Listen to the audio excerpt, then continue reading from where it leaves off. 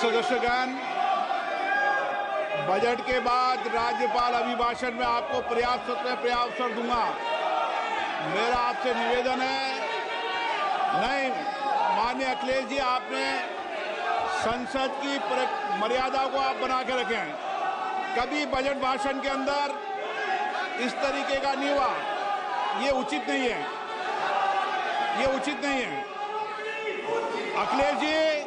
Akhilesh ji please, मैं आपको मौका दूंगा राज्यपाल अभिभाषण पे, प्लीज। नो, ये तरीका ठीक नहीं है। No,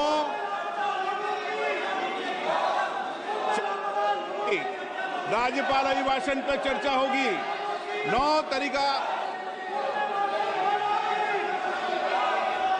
Honorable Speaker, I present the budget for 25-26. This budget continues our government's efforts to A. Accelerate growth, B. Secure inclusive development, C. Invigorate private sector investments, D. Uplift household sentiments, and E. Enhance spending power of India's rising middle class. Together, we embark on a journey to unlock our nation's tremendous potential for greater prosperity and global positioning under the leadership of Honorable Prime Minister Shri Narendra Modi. As we complete the first quarter of the 21st century, continuing geopolitical headwinds suggest lower global economic growth over the medium term. However, our aspiration for a Vikasit Bharat inspires us, and the transformative work we have done during our government's first 2 terms guides us to march forward resolutely. Our economy is the fastest growing among all major economies. Our development track record for the past 10 years and structural reforms have drawn global attention. Confidence in India's capability and potential has only grown in this period. We see the next 5 years as a unique opportunity to realize Sabka Vikas, stimulating balanced growth of all regions. The great Telugu poet and playwright Gurujada Apparao had said, "Deshamante matti kadoy, deshamante manushuloy," meaning a country is not just its soil, a country is its people. In line with this, for us, Vikasit Bharat encompasses zero poverty, 100% quality good school education, access to high quality, affordable and comprehensive health care, 100% skilled labor with meaningful employment, 70% women in economic activities, and farmers making our country the food basket of the world. In this budget, the proposed development measures span 10 broad areas, focusing on Garib, youth, Annadata, and Nari, spurring agricultural growth and productivity, building rural prosperity and resilience, taking everyone together on an inclusive growth path, boosting manufacturing and furthering Make in India, supporting MSMEs, enabling employment-led development, investing in people, economy, and innovation, securing energy supplies, promoting exports, and nurturing innovation. For this journey of development, our 4 powerful engines are agriculture, MSME, investments, and exports. The fuel, our reforms, our guiding spirit, inclusivity, and the destination, Vikasit Bharat. This budget aims to initiate transformative reforms across 6 domains. During the first 5 years, these will augment our growth potential and global competitiveness. The domains are taxation, power sector, urban development, mining, financial sector, and regulatory reforms. Agriculture as the first engine. Now I move to specific proposals, beginning with agriculture as the first engine.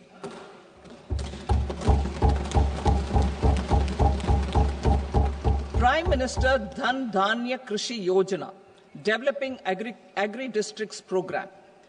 Motivated by the success of the Aspirational District Program, our government will undertake a Prime Minister Dhan Dhanya Krishi Yojana in partnership with states. Through the convergence of existing schemes and specialized measures, the program will cover 100 districts with low productivity, moderate crop intensity, and below average credit parameters. It aims to 1. Enhance agricultural productivity, 2. Adopt crop diversification and sustainable agricultural practices, 3. Augment post-harvest storage at the panchayat and block level, 4. Improve irrigation facilities, and 5. Facilitate availability of long-term and short-term credit. This program is likely to help 1.7 crore farmers. Building rural prosperity and resilience. A comprehensive multi-sectoral rural prosperity and resilience program will be launched in partnership with the states. This will address underemployment in agriculture through skilling, investment, technology, and invigorating the rural economy. The goal is to generate ample opportunities in rural areas so that migration is an option but not a necessity. The program will focus on rural women, young farmers, rural youth, marginal and small farmers, and landless families. The details are in Annexure A. Domestic best practices will be incorporated, and appropriate technical and financial assistance will be sought from multilateral development banks. In Phase 1, 100 developing agri-districts will be covered. Atmanirbharta in pulses. Our government is implementing the National Mission for Edible Oilseed for achieving Atmanirbharta in edible oils. Our farmers have the capability to grow enough for our needs and more. 10 years ago, we made concerted efforts and succeeded in achieving near self-sufficiency in pulses. Farmers responded to the need by increasing the cultivated area by 50%, and government arranged for procurement and remunerative prices. Since then, with rising incomes and better affordability, our consumption of pulses has increased significantly. Our government will now launch a 6-year mission for Atmanirbharta in pulses with a special focus on Tuar, Urad and Masoor. Details are in Annexure B. Central agencies such as NAFED and NCCF will be ready to procure these 3 pulses as much as offered during the next 4 years from farmers who register with these agencies and enter into agreements. Comprehensive program for vegetables and fruits. It is encouraging that our people are increasingly becoming aware of their nutritional needs. It is a sign of a society becoming healthier. With rising income levels, the consumption of vegetables, fruits, and Sri Anna is increasing significantly. A comprehensive program to promote production, efficient supplies, processing, and remunerative prices for farmers will be launched in partnership with the states. Appropriate institutional mechanisms for implementation and participation of farmer producer organizations and cooperatives will be set up. Makhana board in Bihar. For this, there is a special opportunity for the people of Bihar. A Makhana board will be established in the state to improve production, processing, value addition, and marketing of Makhana. The people engaged in these activities will be organized into FPOs. The board will provide hand-holding and training support to Makhana farmers and will also work to ensure they receive the benefits of all relevant government schemes. A national mission on high-yielding seeds will be launched, aimed at 1. Strengthening research ecosystem, 2.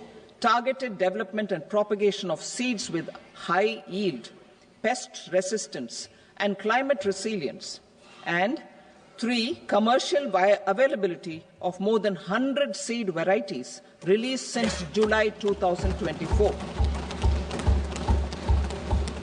India ranks second largest globally in fish production and aquaculture. Seafood exports are valued at 60,000 crore rupees.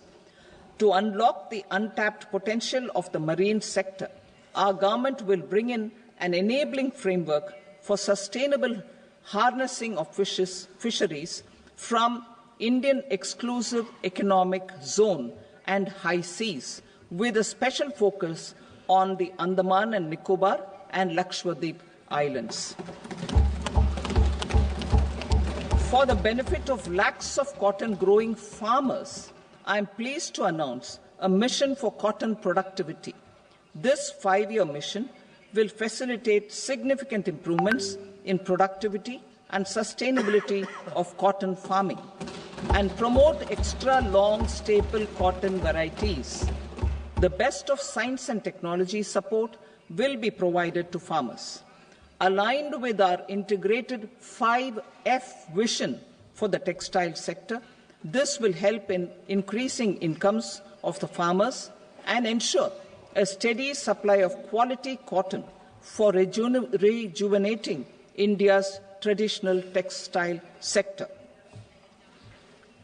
Kisan credit cards facilitate short-term loans for 7.7 crore farmers, fishermen, and dairy farmers. The loan limit under modified interest subvention scheme will be enhanced from 3 lakh rupees to 5 lakh rupees for loans taken through the KCC. For Atmanirbharta in urea production, our government had reopened 3 dormant urea plants in the eastern region. To further augment urea supply, a plant with annual capacity of 12.7 lakh metric tons will be set up at Namrup in Assam.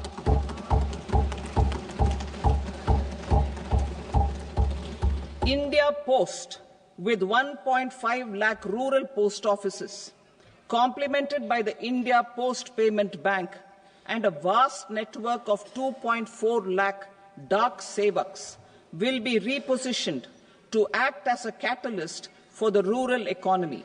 Details are at Annexure C. India Post will also be transformed as a large public logistics organization. This will meet the rising needs of Vishwakarmas, new entrepreneurs, women, self-help groups, MSMEs, and the large business organizations. Our government will provide support to NCDC for its lending operations for the cooperative sector. MSMEs as the second engine. Now I move to MSMEs as the second engine, which encompasses manufacturing and services with a focus on MSMEs numbering 5.7 crores.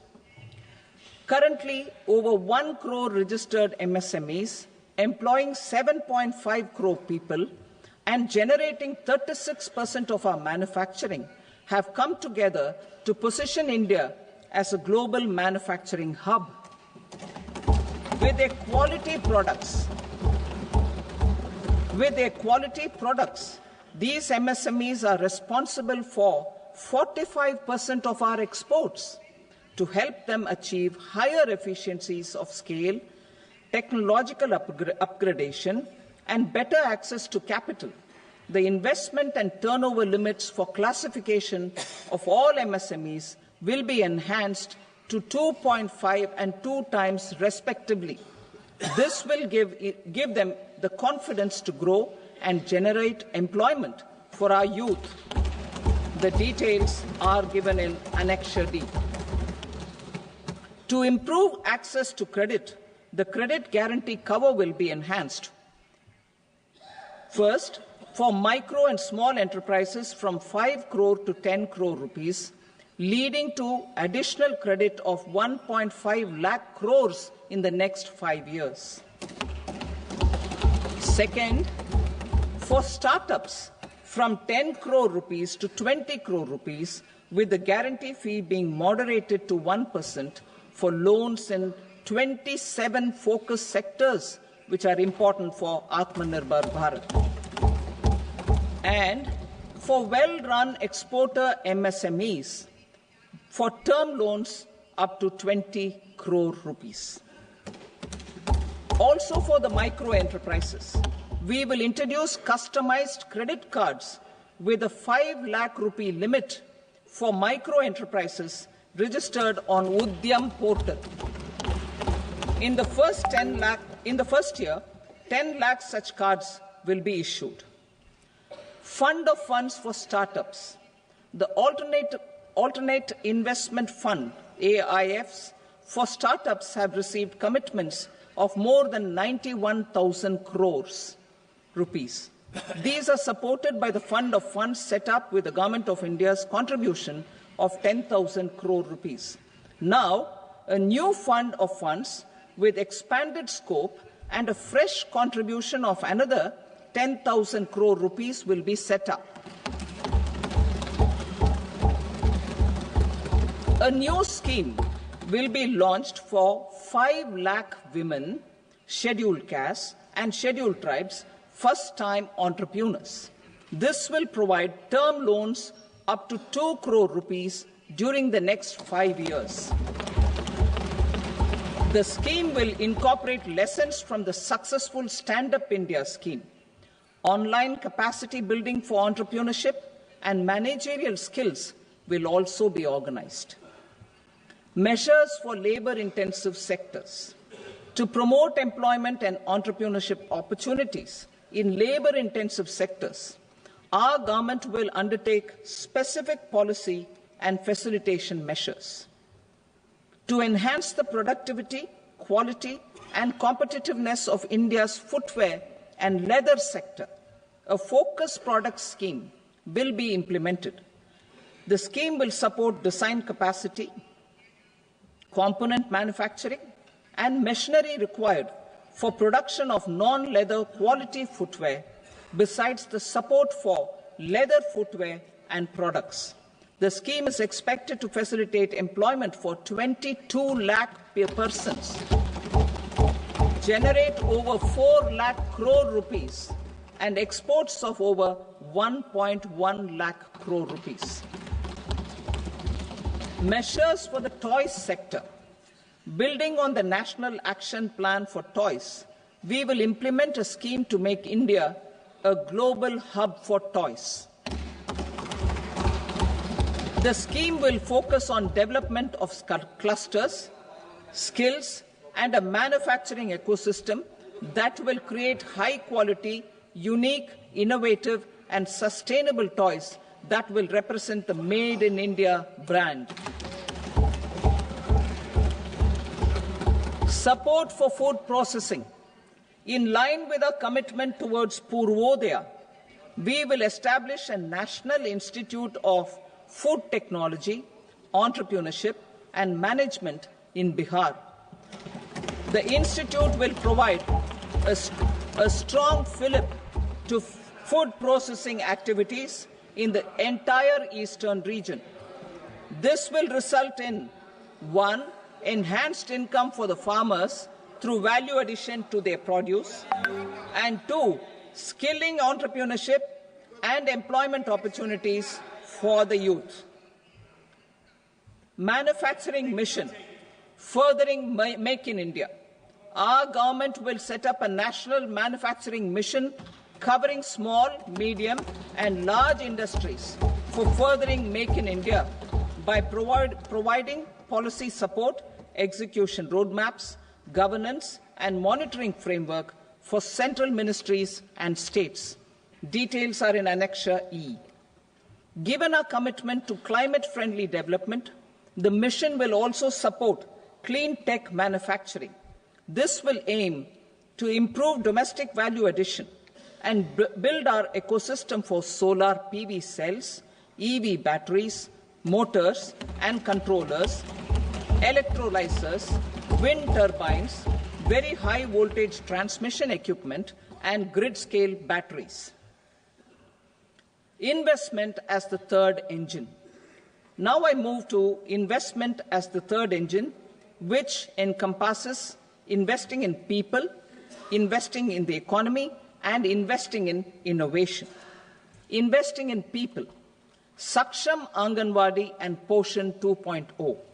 Saksham Anganwadi and Poshan 2.0 program provides nutritional support to more than 8 crore children, 1 crore pregnant women and lactating mothers all over the country, and about 20 lakh adolescent girls in aspirational districts and the Northeast region. The cost norms for these nutritional support will be enhanced appropriately. Atal Tinkering Labs. 50,000 Atal Tinkering Labs will be set up in government schools in the next 5 years to cultivate the spirit of curiosity and innovation and foster a scientific temper among young minds. Broadband connectivity to government secondary schools and PHCs. Broadband connectivity will be provided to all government secondary schools and primary health centers in rural areas under the BharatNet project. Bharatiya Bhasha Pustak Scheme. We propose to implement a Bharatiya Bhasha Pustak scheme to provide digital form Indian language books for schools and for higher education. This aims to help students understand their subjects better and in their language. National Centers of Excellence for Skilling. Building on the initiative announced in the July 24 budget, 5 national centers of excellence for skilling will be set up with global expertise and partnerships to equip our youth with the skills required for Make for India, Make for the World manufacturing. The partnership will cover curriculum design, training of trainers, and a skills certification framework and periodic reviews. Expansion of capacity in IITs. Total number of students in 23 IITs has increased 100% from 65,000 to 1.35 lakh in the past 10 years.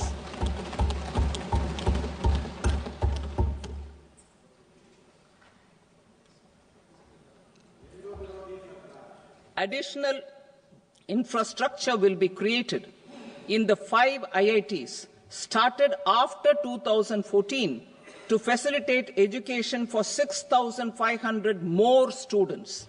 Hostel and other infrastructure capacity at IIT Patna will also be expanded.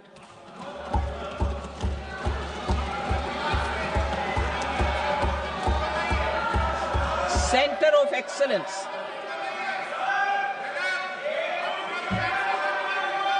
Center of Excellence in AI for Education. I had announced 3 centers of excellence in artificial intelligence for agriculture, health, and sustainable cities in 2023. Now a center of excellence in artificial intelligence for education will be set up with a total outlay of 500 crores. Expansion of medical education. Our government has added almost 1.1 lakh undergraduate and postgraduate medical education seats in 10 years, an increase of 130%. In the next year, 10,000 additional seats will be added in medical colleges and hospitals towards the goal of adding 75,000 seats in the next 5 years. Daycare cancer centers in all district hospitals. Our government will facilitate setting up of daycare cancer centers in all district hospitals in the next 3 years. 200 centers will be established in 25-26 itself. Strengthening urban livelihoods. Our government has been giving priority to assisting urban poor and vulnerable groups. A scheme for socio-economic upliftment of urban workers will be implemented to help them improve their incomes, have sustainable livelihoods, and a better quality of life. PM Swanidhi scheme has benefited more than 68 lakh street vendors, giving them respite from high-interest informal sector loans. Building on this success, the scheme will be revamped with enhanced loans from banks, UPI-linked credit cards with 30,000 rupees limit, and capacity building support. Social Security Scheme for welfare of online platform workers. Gig workers of online platforms provide great dynamism to the new age services economy. Recognizing their contribution, our government will arrange for their identity cards and registration on the e-Shram portal. They will be provided healthcare under PM Jan Arogya Yojana. This measure is likely to assist nearly 1 crore gig workers.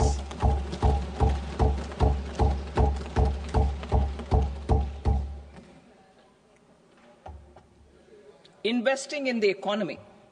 Public-private partnership in infrastructure. Each infrastructure-related ministry will come up with a 3-year pipeline of projects that can be implemented in PPP mode. States will also be encouraged to do so and can seek support from the India Infrastructure Project Development Fund, which is a scheme to prepare PPP proposals. Support to states for infrastructure.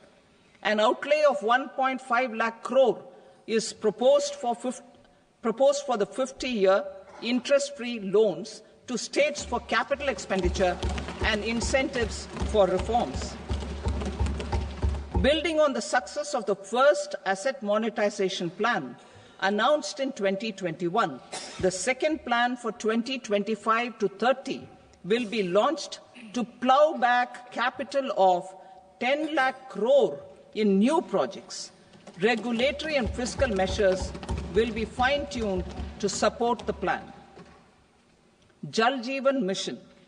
Since 2019, 15 crore households representing 80% of India's rural population have been provided access to portable tap water connections. To achieve 100% coverage, I am pleased to announce the extension of this mission until 2028 with an enhanced total outlay.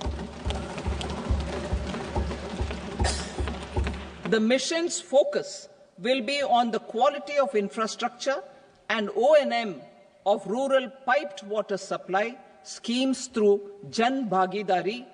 A separate MOU or separate MOUs will be signed with the states and union territories to ensure sustainability and citizen-centric water services delivery.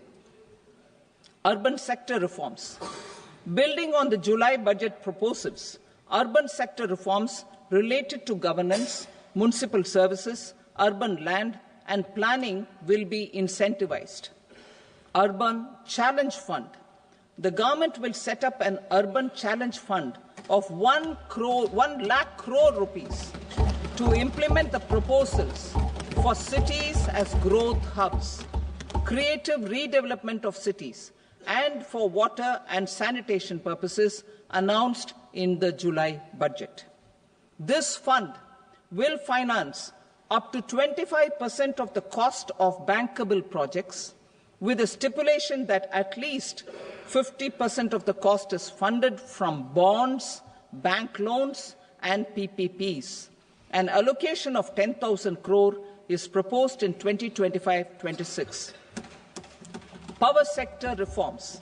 We will incentivize electricity distribution reforms and augmentation of intrastate transmission capacity by states. This will improve financial health and capacity of electricity companies. Additional borrowing of 0.5% of GSDP will be allowed to states contingent on these reforms. Nuclear energy mission for Vikasit Bharat. Development of at least 100 gigawatt of nuclear energy by 2047 is essential for our energy transition efforts. For an active partnership with the private sector towards this goal, amendments to the Atomic Energy Act and the Civil Liability for Nuclear Damage Act will be taken up. A nuclear energy mission for research and development of small modular reactors with an outlay of 20,000 crore will be set up. At least 5 indigenously developed small modular reactors will be operationalized by 2033. Shipbuilding. The shipbuilding financial assistance policy will be revamped to address cost disadvantages. This will also include credit notes for shipbreaking in Indian yards to promote the circular economy. Large ships above a specified size will be included in the infrastructure harmonized master list. Shipbuilding clusters will be facilitated to increase the range, categories and capacity of ships. This will include additional infrastructure, facilities, skilling and technology to develop the entire ecosystem. Maritime Development Fund. For long-term financing for the maritime industry, a Maritime Development Fund with a corpus of 25,000 crore rupees will be set up. This will be for distributed support and promoting competition. This will have up to 49% contribution by the government, and the balance will be mobilized from ports and from private sector. UDAN regional connectivity schemes. UDAN has enabled 1.5 crore middle-class people to meet their aspirations for speedier travel. The scheme has connected 88 airports, and operationalized 619 routes. Inspired by that success, a modified UDAN scheme will be launched to enhance regional connectivity to 120 new destinations and carry 4 crore passengers in the next 10 years. 4 crore additional passengers in the next 10 years. The scheme will also support helipads and smaller airports in hilly, aspirational and northeast regional districts. Greenfield airports will be facilitated in Bihar to meet the future needs of the state. These will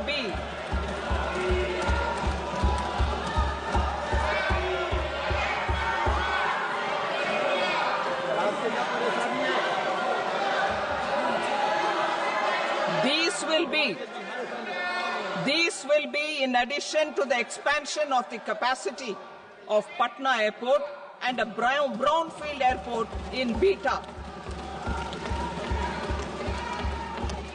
Western Kosi Canal project in Mithilanchal. Financial support will be provided for the Western Kosi Canal ERM project, benefiting a large number of farmers cultivating over 50,000 hectares of land in the Mithilanchal region of Bihar. Mining sector reforms. Mining sector reforms, including those for minor minerals, will be encouraged through sharing of best practices and institutions of a state mining index. A policy for recovery of critical minerals from tailings will be brought out. Under the special window for affordable and mid-income housing, SWAMI, 50,000 dwelling units in stressed housing projects have been completed and keys handed over to home buyers. Another 40,000 units will be completed in 2025, further helping middle-class families who were paying EMIs on loans taken for apartments while also paying rent for their current dwellings. Building on this success, Swami Fund 2 will be established as a blended finance facility with contribution from the government, banks and private investors. This fund of 15,000 crore rupees will aim for expeditious completion of another 1 lakh units. PM Gati Shakti data for private sector. For furthering PPPs and assisting the private sector in project planning, access to relevant data and maps from the PM Gati Shakti portal will be provided.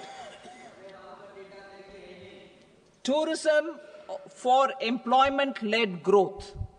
Top 50 tourist destination sites in the country will be developed in partnership with states through a challenge mode. Land for building key infrastructure will have to be provided by the states.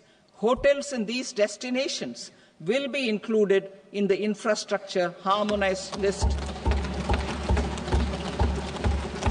The following measures will be taken for facilitating employment-led growth: organizing intensive skill development programs for our youth, including in institutes of hospitality management, providing mudra loans for homestays, improving ease of travel and connectivity to tourist destinations, providing performance-linked incentives to states for effective destination management, including tourist amenities, cleanliness and marketing efforts, and introducing streamlined e-visa facilities along with visa fee waivers for certain tourist groups. Continuing with the emphasis on places of spiritual and religious significance, in the July budget, there will be a special focus on destinations related to the life and times of Lord Buddha. Medical tourism and heal in India. Medical tourism and heal in India will be promoted in partnership with the private sector, along with capacity building and easier visa norms. Investing in innovation. To implement private sector-driven research, development and innovation initiatives announced in the July budget, I am now allocating 20,000 crore rupees for this purpose. A deep tech fund of funds will also be explored to catalyze the next generation startups as a part of this initiative. In the next 5 years, under the PM Research Fellowship Scheme, we will provide 10,000 fellowships for technological research in IITs and IISc with enhanced financial support. The second gene bank with 10 lakh germplasm lines will be set up for future food and nutritional security. This will provide conservation support to both public and private sectors for genetic resources. We will start a national geospatial mission to develop foundational geospatial infrastructure and data. Using PM Gati Shakti, this mission will facilitate modernization of land records, urban planning, and design of infrastructure projects. A Gyan Bharatam mission for survey, documentation, and conservation of our manuscript heritage with academic institutions, museums, libraries, and private collectors will be undertaken to cover more than 1 crore manuscripts. We will set up a national digital repository of Indian knowledge systems for knowledge sharing. Now I move to exports as the fourth engine. We will set up an export promotion mission with sectoral and ministerial targets driven jointly by the Ministries of Commerce, MSME, and Finance. It will facilitate easy access to export credit, cross-border factoring support, support to MSMEs to tackle non-tariff measures in overseas markets. A digital public infrastructure, Bharat Trade Net, for international trade will be set up as a unified platform for trade documentation and financing solutions. This will complement the Unified Logistics Interface platform. The BTN will be aligned with international practices. Support will be provided to develop domestic manufacturing capacities for our economy's integration with global supply chains. Sectors will be identified based on objective criteria. Facilitation groups with participation of senior officers and industry representatives will be formed for select products and supply chains. Through this, there are huge opportunities related to Industry 4.0, which needs high skills and talent. Our youth have both. Our government will support the domestic electronic equipment industry to leverage this opportunity for the benefit of our youth. A national framework will be formulated as guidance to states for promoting global capability centers in emerging Tier 2 cities. This will suggest measures for enhancing availability of talent and infrastructure, building bylaw reforms, and mechanisms for collaboration with industry. Our government will facilitate upgradation of infrastructure and warehousing for air cargo, including high-value perishable horticultural produce. Cargo screening and customs protocol will be streamlined and made user-friendly. Reforms as the fuel. Over the past 10 years, our government has implemented several reforms for convenience of taxpayers, such as faceless assessment, 2, taxpayer charter, 3, faster returns, 4, almost 99% returns being on self-assessment, and 5, Vivad Se Vishwas scheme.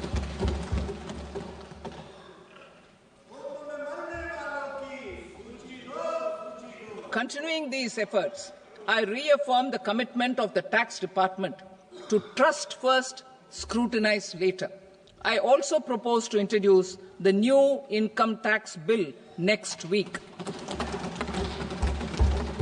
I will detail the indirect tax reforms and changes in direct taxes in Part B. Financial sector reforms. The FDI limit for the insurance sector will be raised from 74 to 100%. This enhanced limit will be available for those companies which invest the entire premium in India. The current guardrails and conditionalities associated with foreign investment will be reviewed and simplified. The services of India Post Payment Bank will be deepened and expanded in rural areas. NABFID will set up a partial credit enhancement facility for corporate bonds for infrastructure. Public sector banks will develop Grameen Credit Score Framework to serve the credit needs of SHG members and people in rural areas. A forum for regulatory coordination and development of pension products will be set up. To implement the earlier announcement on simplifying the KYC processes, the revamped Central KYC Registry will be rolled out in 2025. We will also implement a streamlined system for periodic updating. Requirements and procedures for speedy approval of company mergers will be rationalized. The scope for fast-track mergers will also be widened and the process made simpler. As proposed in the interim budget, we signed bilateral investment treaties with 2 countries in 2024. To encourage sustained foreign investment and in the spirit of First Develop India, the current model BIT will be revamped and made more investor-friendly. In the last 10 years, in several aspects, including financial and non-financial, our government has demonstrated a steadfast commitment to ease of doing business. We are determined to ensure that our regulations must keep up with technological innovations and global policy developments. A light-touch regulatory framework based on principles and trust will unleash productivity and employment.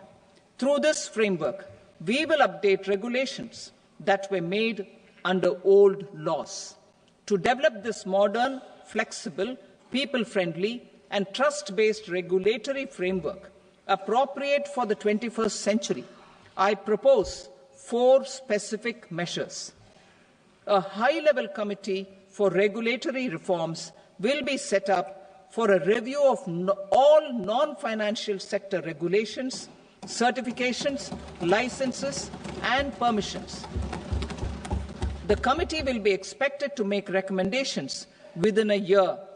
The objective is to strengthen trust-based economic governance and take transformational measures to enhance ease of doing business, especially in matters of inspection and compliances. States will be encouraged to join in this endeavour.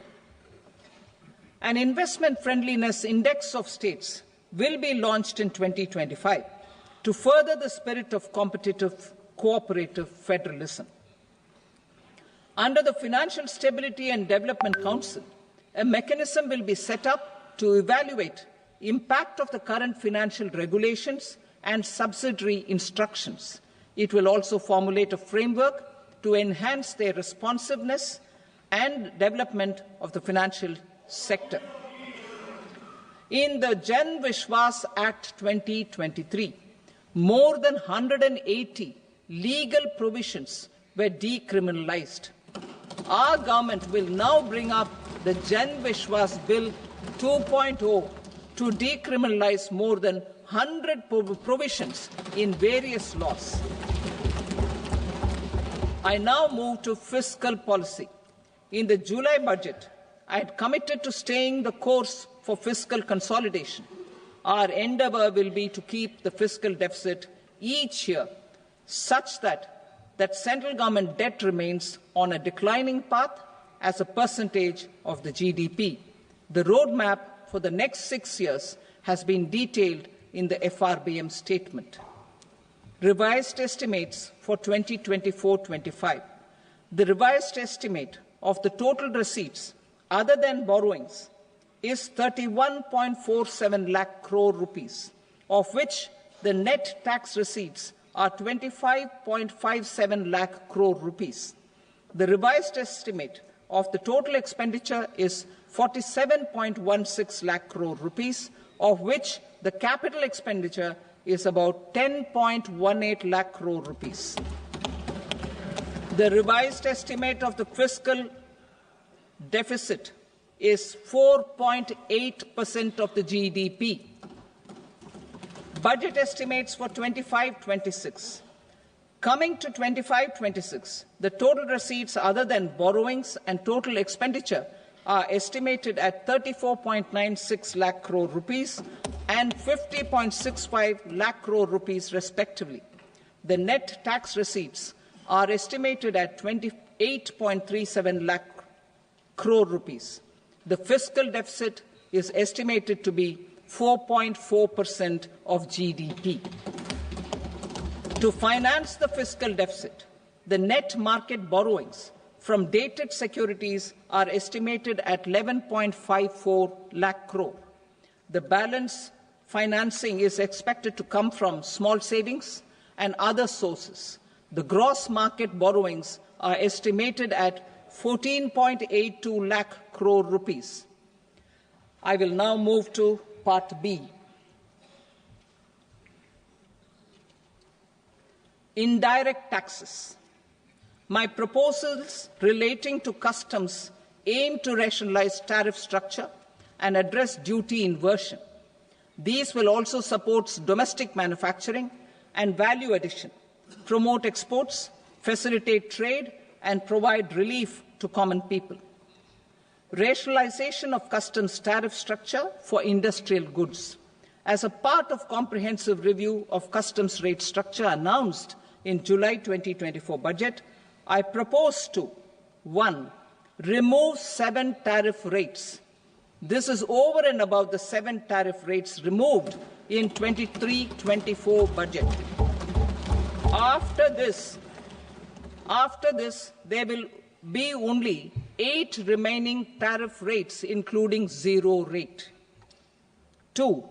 Apply appropriate cess to broadly maintain effective duty incidence, except on a few items where such incidence will reduce marginally. 3. Levy not more than 1 cess or surcharge. Therefore, I propose to exempt social welfare surcharge on 82 tariff lines that are subject to a cess. I shall now take up sector-specific proposals. To provide relief to patients, particularly those suffering from cancer, rare diseases, and other severe chronic diseases, I propose to add 36 life-saving drugs and medicines to the list of medicines fully exempted from basic custom duty.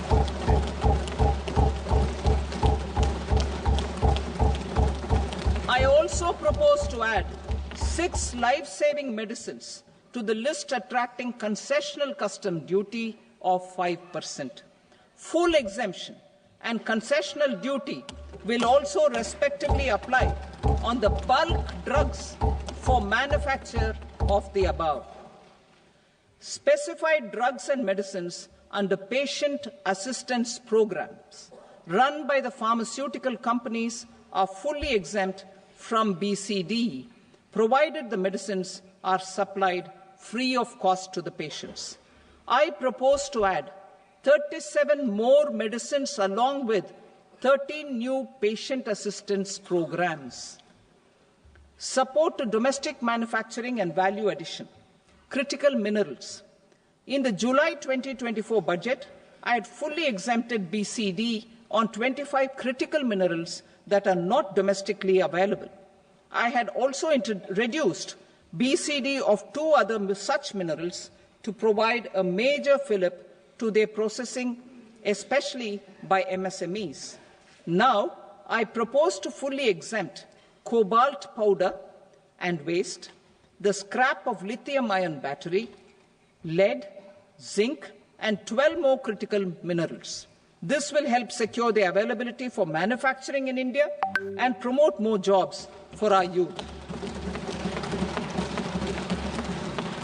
To promote domestic production of technical textile products such as agro-textiles, medical textiles, and geotextiles at competitive prices, I propose to add 2 more types of shuttle-less looms to the list of fully exempted textile machinery. I also propose to revise the BCD rate on knitted fabrics covered by 9 tariff lines from 10 or 20 to 20% or 115 rupees per kg, whichever is higher. Electronic goods. In line with our Make in India policy and to rectify inverted duty structure, I propose to increase the BCD on interactive flat panel display from 10% to 20% and reduce the BCD to 5% on open cell and other components.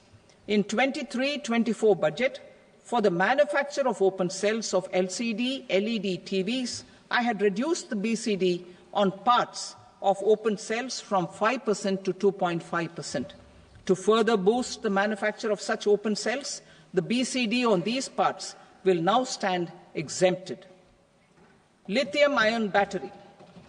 To the list of exempted capital goods, I propose to add 35 additional capital goods for EV battery manufacturing and 28 additional capital goods for mobile phone battery manufacturing.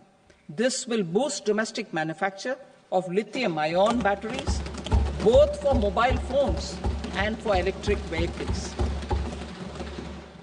Shipping sector.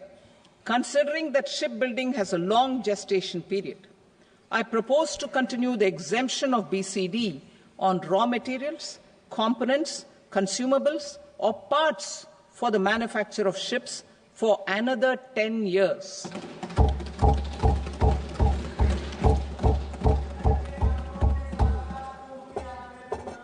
I also propose the same dispensation for shipbreaking to make it more competitive. Telecommunication. To prevent classification disputes, I propose to reduce the BCD from 20% to 10% on carrier-grade Ethernet switches to make it at par with non-carrier-grade Ethernet switches. Export promotion. To facilitate exports of handicrafts, I propose to extend the time period for export from 6 months to 1 year, further extendable by another 3 months if required. I also propose to add 9 items to the list of duty-free inputs. Leather sector. I propose to fully exempt BCD on wet blue leather to facilitate imports for domestic value addition and employment. I also propose to exempt crust leather from 20% export duty to facilitate exports by small tanners. Marine products. To enhance India's competitiveness in the global seafood market, I propose to reduce BCD from 30% to 5% on frozen fish paste, surimi, for manufacture and export of its analog products. I also propose to reduce BCD from 15% to 5% on fish hydrolysates for manufacture of fish and shrimp feed. In July 2024 budget, to promote development of domestic MROs for aircraft and ships, I had extended the time limit for export of foreign origin goods that were imported for repairs from 6 months to 1 year and further extendable by 1 year. I now propose to extend the same dispensation for railway goods. Time limit for provisional assessment. Presently, the Customs Act 1962 does not provide any time limit to finalize provisional assessments, leading to uncertainty and cost to trade. As a measure of promoting ease of doing business, I propose to fix a time limit of 2 years, extendable by a year, for finalizing the provisional assessment. I propose to introduce a new provision that will enable importers or exporters, after clearance of goods, to voluntarily declare material facts and pay duty with interest but without penalty. This will incentivize voluntary compliance.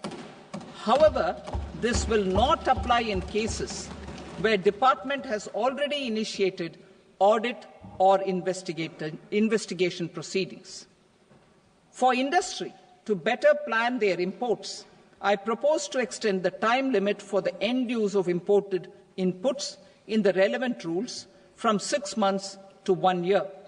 This will provide operational flexibility in view of cost and uncertainty of supply. Further, such importers will now have to file only quarterly statements instead of a monthly statement.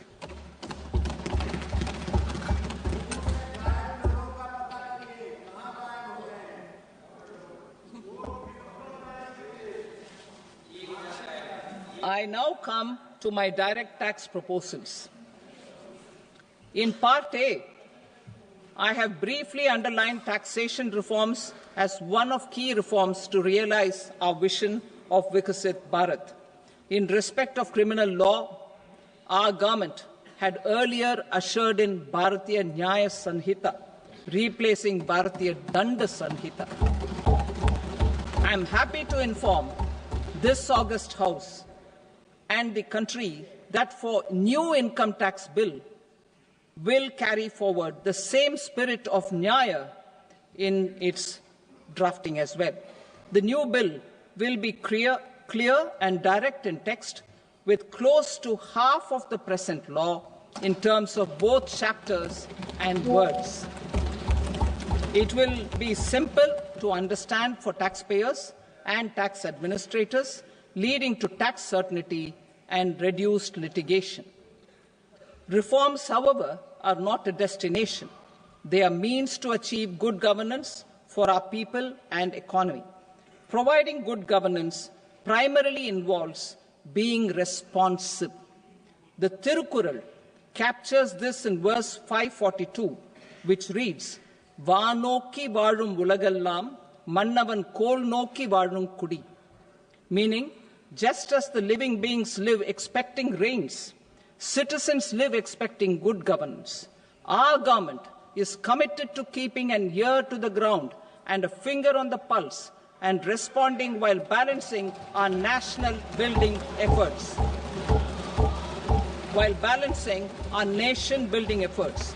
The following measures will detail just how our government will, under the guidance of PM Modi, has taken steps to understand and address. I repeat that sentence, sir. The following measures will detail just how our government, under the guidance of PM Modi, has taken steps to understand and address the needs voiced by our citizens. My tax proposals are guided by this spirit. The objectives of my proposals are as follows. Personal income tax reforms with special focus on middle class. Rationalization of TDS and TCS for easing difficulties. Encouraging voluntary compliance. Reducing compliance burden. Ease of doing business, employment and investment. I will come to my proposal on personal income tax towards the end. TDS and TCS, rationalization for easing difficulties. I propose to rationalize tax deduction at source, TDS, by reducing the number of rates and thresholds above which TDS is deducted. Further, threshold amounts for tax deduction will be increased for better clarity and uniformity. The limit for tax deduction on interest for senior citizens is being doubled from the present 50,000 rupees to 1 lakh rupees. Similarly, the annual limit of 2.40 lakh rupees for TDS on rent is being increased to 6 lakh rupees. This will reduce the number of transactions liable to TDS, thus benefiting small taxpayers receiving small payments. The threshold to collect tax at source, the TCS, on remittances under RBI's liberalized remittance scheme, the LRS, is proposed to be increased from 7 lakh to 10 lakhs. I also propose to remove TCS on remittances for education purposes, where such remittances is out of a loan taken from a specified financial institution. Both TDS and TCS are being applied on any transaction related to sale of goods. To prevent such compliance difficulties, I propose to omit the TCS. I also propose that the provisions of the higher TDS deduction will now apply only in non-PAN cases. In July 2024, the delay for payment of TDS up to the due date of filing statement was decriminalized. I propose to provide the same relaxation to TCS provisions as well. The government under the leadership of Prime Minister Modi believes in Sabka Saath, Sabka Vikas, Sabka Vishwas and Sabka Prayas. In line with this, we brought in updated return facility in 2022 for voluntary compliance by taxpayers who had omitted to report their correct income. Our trust in taxpayers was proved right. Nearly 90 lakh taxpayers voluntarily updated their incomes by paying additional tax.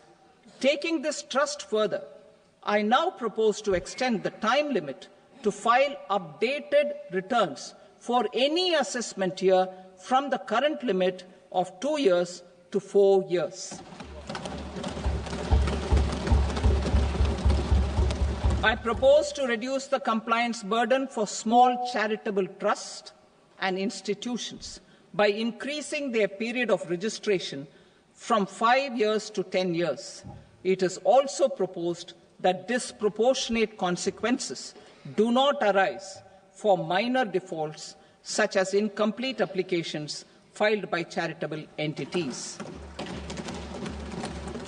Presently, taxpayers can claim the annual value of self-occupied properties as nil only on the fulfillment of certain conditions. Considering the difficulties faced by taxpayers, it is proposed to allow the benefit of 2 such self-occupied properties without any condition. To streamline the process of transfer pricing and to provide an alternative to yearly examination, I propose to introduce a scheme for determining arm's length price of international transaction for a block period of 3 years. This will be in line with global best practices. With a view to reduce litigation and provide certainty in international taxation, the scope of safe harbour rules is being expanded. A number of senior and very senior citizens have very old national savings schemes accounts. As interest is no longer payable on such accounts, I propose to exempt withdrawals made from NSS by individuals on or after 29th August 2024. I am also proposing to allow similar treatment to NPS Vatsalya accounts as is available to normal NPS accounts subject to overall limits. In my speech in July 2024, I had promised that all processes, including giving effect to appellate orders, shall be digitalized and made paperless over the next 2 years. So I'm happy to announce that digitalization is being made operational now. In July 2024, we brought in the Vivad Se Vishwas scheme to resolve income tax disputes pending in appeal. The scheme has received a great response, with nearly 33,000 taxpayers having availed of the scheme to settle their disputes. I have a few proposals to promote investment and employment. It is proposed to provide a presumptive taxation regime for non-residents who provide services to a resident company that is establishing or operating an electronics manufacturing facility. I further propose to introduce a safe harbour for tax certainty for non-residents who store components for supply to specified electronics manufacturing units. Presently, the tonnage tax scheme is available only to sea-going ships. The benefits of existing tonnage tax scheme are proposed to be extended to inland vessels registered under the Indian Vessels Act 2021 to promote inland water transport in the country. Extension for incorporation of startups. We continue to support the Indian startup ecosystem. I propose to extend the period of incorporation by 5 years to allow the benefit available to startups which are incorporated before 1/4/2030. In order to attract and promote additional activities in the IFSC, I am inter alia proposing specific benefits to ship leasing units, insurance offices, and treasury centres of global companies which are set up in IFSC. Further, to claim benefits, the cut-off date for commencement in IFSC has also been extended by 5 years to 31/3/2030. Category 1 and Category 2 AIFs are undertaking investments in infrastructure and other such sectors. I propose to provide certainty of taxation to these entities on the gains from securities. to promote funding from sovereign wealth funds and pension funds to the infrastructure sector, I propose to extend the date of making an investment by 5 more years up to 31st March 2030.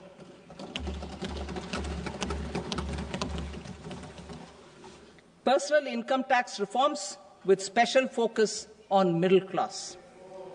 Democracy, demography, and demand are the key support pillars in our journey towards Vikasit Bharat.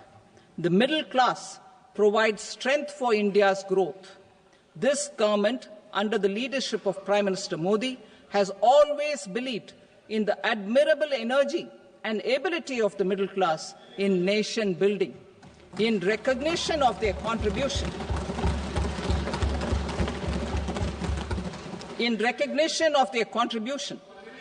we have periodically reduced their tax burden. Right after 2014, the nil tax slab was raised to 2.5 lakhs of rupees, which was further raised to 5 lakh rupees in 2019 and to 7 lakh rupees in 2023. This is reflective of our government's trust on the middle-class taxpayers. I am now happy to announce that there will be no income tax payable up to income of 12 lakh rupees.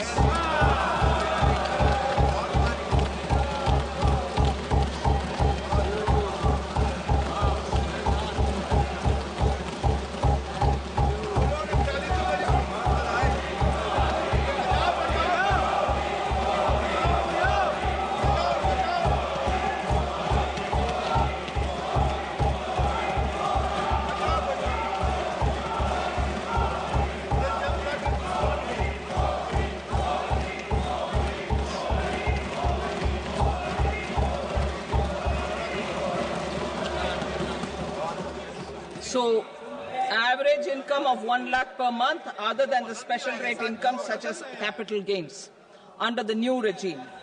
This limit will be 12.75 lakh for salaried taxpayers due to the standard deduction of 75,000. Slabs and rates are being changed across the board to benefit all taxpayers. The new structure will substantially reduce the taxes of the middle class and leave more money in their hands, boosting household consumption, savings and investment. In the new tax regime, I propose to revise tax rate structures as follows: 0 to 4 lakh rupees nil, 4.8 lakh rupees to 4 to 8 lakh rupees 5%, 8 to 12 lakh rupees 10%, 12 to 16 lakh rupees 15%, 16 to 20 lakh rupees 20%, 20 to 24 lakh rupees 25%, and above 24 lakh rupees 30%. To taxpayers up to 12 lakh of normal income, other than special rate income such as capital gains. I read that again. To taxpayers up to 12 lakh of income, other than special rate income such as capital gains, tax rebate is being provided in addition to the benefit due to slab rate reduction in such a manner that there is no tax payable by them. The total tax benefit of slab rate changes and rebate at different income levels can be illustrated with a few examples. A taxpayer in the new regime with an income of 12 lakh rupees will get a benefit of 80,000 rupees in tax, which is 100% of tax payable as per the existing rates. A person having income of 18 lakh rupees will get a benefit of 70,000 rupees in tax, that is 30% of tax payable as per existing rates. A person with an income of 25 lakh gets a benefit of 1,10,000 rupees, that is 25% of his tax payable as per existing rates. Details of my tax proposals are given in the annexure. As a result of these proposals, Honourable Speaker, sir, revenue of about 1 lakh crore in direct taxes and 2,600 crores in indirect taxes will be foregone. Mr. Speaker, sir, with this, I commend the budget to this august House.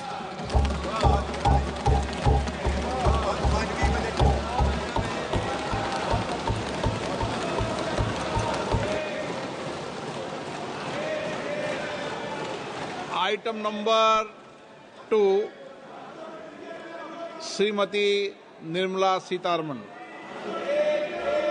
Sir, with your permission, I rise to lay on the table the following statements under Section 3(1) of the Fiscal Responsibility and Budget Management Act 2003. Medium-term fiscal policy cum fiscal policy strategy statement and macroeconomic framework statement. Item number 3, Srimati Nirmala Sitharaman. Sir, with your permission, I rise to move for leave to introduce the Finance Bill 2025. प्रश्न ये है कि विधेयक को पुनर्स्थापित करने की अनुमति प्रदान की जाए। जो सदस्य इसके पक्ष में हाँ कहें, जो सदस्य विरोध में ना कहें। मेरे विचार में निर्णय हाँ वालों के पक्ष में हुआ, हाँ वालों के पक्ष में अनुमति प्रदान की जाती है। माननीय मंत्री जी, अब विधेयक को पुनर्स्थापित करें। Sir, I introduce the bill. Thank you. सभा की कार्रवाई सोमवार दिनांक 3 फरवरी 2025 को प्राप्त 11 बजे तक के लिए स्थगित की जाती है।